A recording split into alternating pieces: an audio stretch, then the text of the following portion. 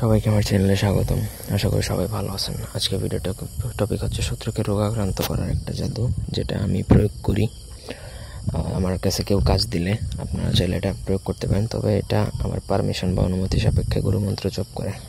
ব্যক্তিগত যে কোনো কাজের জন্য স্ক্রিনে দেওয়া নাম্বার আছে, সরাসরি ফোনে বা হোয়াটসঅ্যাপে যোগাযোগ করে যে কোনো কাজ করাতে পারবেন, দেশে বা দেশের বাইরে থেকে। যে শত্রু যদি জালেম বা অত্যাচারী প্রকৃতির যদি হয়ে থাকে, তাহলে তাকে রোগাক্রান্ত করতে পারবেন। যে রোগ আপনার খুশি সেটাই আপনি তাকে সেই রোগে রোগাক্রান্ত করতে পারবেন, সোজা কথা। তার জন্য আপনাকে প্রথমত শুক্লপক্ষ এবং কৃষ্ণপক্ষ, দুইটা পক্ষ আছে, এটা আপনি কোন জায়গা থেকে বের করবেন। শুক্লপক্ষের সপ্তম তিথি মানে 7 দিনের দিন পূর্বে, 7 দিনের পূর্বে আর কি, যে কোনো একদিন আপনাকে লোহা ও তাহার সাথে যে কোনো দুইটা ধাতু, যেমন ধরেন তামা এবং রূপা মিশে একটা আপনি পাত তৈরি করবেন ছোট। সেই পাতের মধ্যে তৈরি করার সময় শত্রুর নাম, সে ছেলে হলে পিতার নাম, মেয়ে হলে মাতার নাম সহকারে লিখে নেবেন। তারপরে গঙ্গা স্নান বা সাধারণত নদীর পানি দিয়ে ধুয়ে আপনাকে সেই নকশাতে আবার এটাও লিখতে হবে যে কোন রোগে রোগাক্রান্ত করবেন, সেই রোগের নামটা উল্লেখ করবেন।